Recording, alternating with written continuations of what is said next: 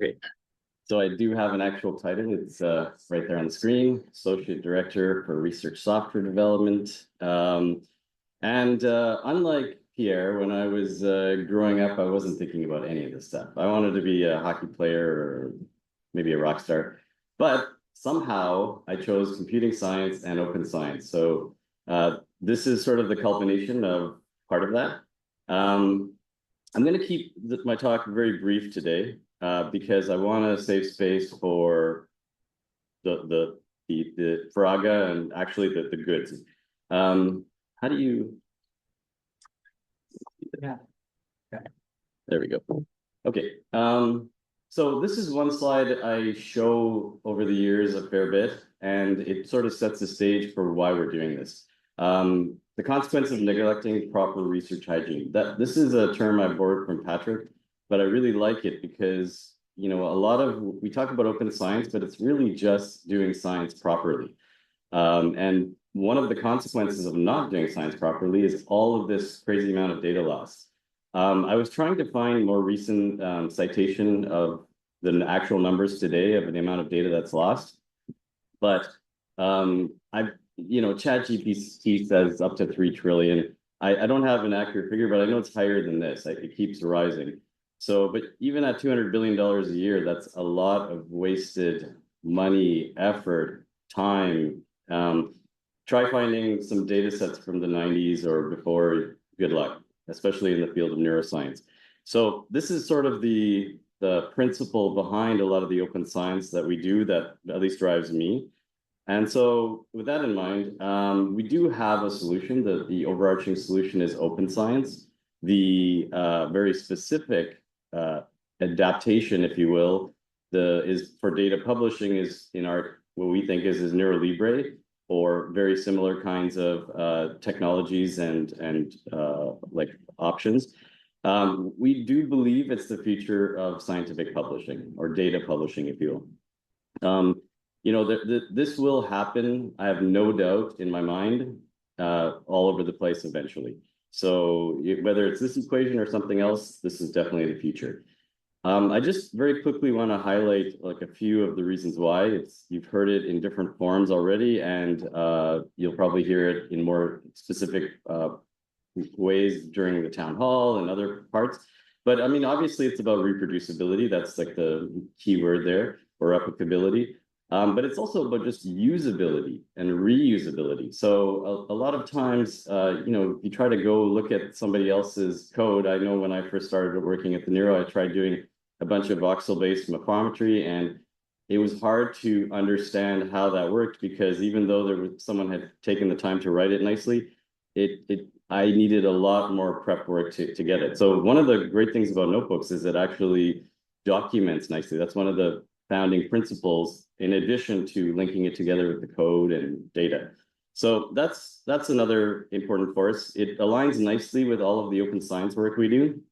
So a very key point there is that it democratizes access to not just you and your 3 friends, but the whole world in theory. So this is one way that one very key point.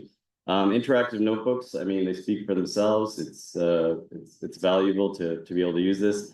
My particular focus for many years has been trying to do data sharing. So integration with data repositories is absolutely critical, and this enables that. In addition to linking properly to code and data, it puts it together in a nice package, something that you can run. And for me, efficiency is kind of a central theme. If you can do something quick, and you're going to see later, and we don't even know the scope of how these things can be leveraged in the future. But one thing for sure, if you're dealing with clunky amounts of data, old PDFs, you're not going to be able to quickly on the fly reproduce and disseminate your findings. So these are sort of key points from my point of view. There's a bit of history. We started this, like all good things, over beer somewhere. A couple of callouts. So Nico, we would all not be here today if it wasn't for Nicola Stikov. So it's sort of his vision to launch this today. So I just wanted to mention that. And also, I think we may not, have all the logistics properly handled if it wasn't for Julie Boyle. So I just wanted to do another shout out there.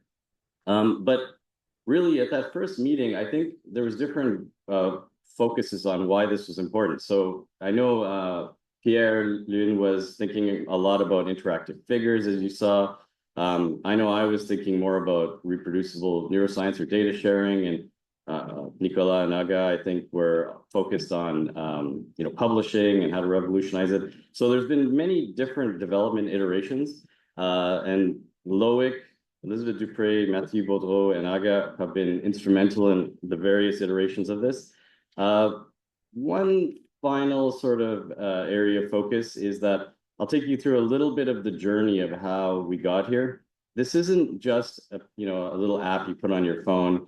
There's more to it than that. There's different layers that are important here. So there's the server layer. We were actually the beneficiaries of Cancer Computer at the time, but now Computing for Humanity. They gave us droves of servers as much as we needed, actually, which in itself became a bit of a challenge. It's not easy to set up these servers and go through all of the networking that's required to make them work and update them and all that stuff. So there's a whole side of that. There's also the Digital Research Alliance of Canada, which was Compute Canada formerly. They have provided huge amounts of allocations to probably many researchers here. And so being able to reconstruct this, whether in a virtual environment or not, you need the servers, right? So that's layer one. And there's a whole world of complexity there that is often kind of overlooked. There's also, with NeuroLibre specifically, there's many layers. So there's the services layer too, where you'll hear about it more, but there's OpenStack or OpenNebula, and we didn't even fully understand which one was better when we first started. We started with OpenNebula and went to OpenStack. These are basically like cloud managing infrastructures, and they're important too, because without that, it's hard to spawn up all of these binders and binder hub environments. So that layer is critical and does take work and takes money and funding and effort and all of that. And then, of course, there's the executable layer, which itself is multi-pronged. So Jupyter, of course, being one of the base aspects of this. Jupyter itself is a combination of 3 different languages, Julia, Python, and R for statistical analysis. So all of those are layers of which we're sort of borrowing and leveraging. So it gets kind of complicated. And the point of it is we do all these complicated things so that it makes it easy for researchers to ultimately share their data in a robust way. So that's a very short version of the kind of the effort and struggles we've been through historically. But this is all, doing all this is very important so that you can get to the promised land. So I will kind of more or less leave it there. You're probably wondering, like, what are the different possibilities? What does NeuroLibre actually do and look like? What it can do? Even right now, it's the tip of the iceberg in terms of what you saw from Pierre Lune earlier today.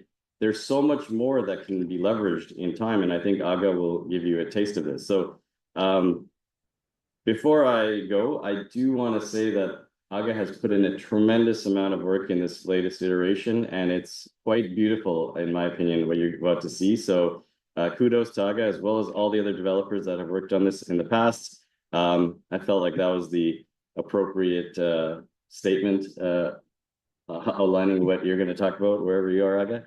And with that, just final acknowledgements. And there's a whole session later today. We'll have interesting debates and topics on topics of publishing. People from different journals are here, so there's a lot more to come. With that, Aga, please come on the stage.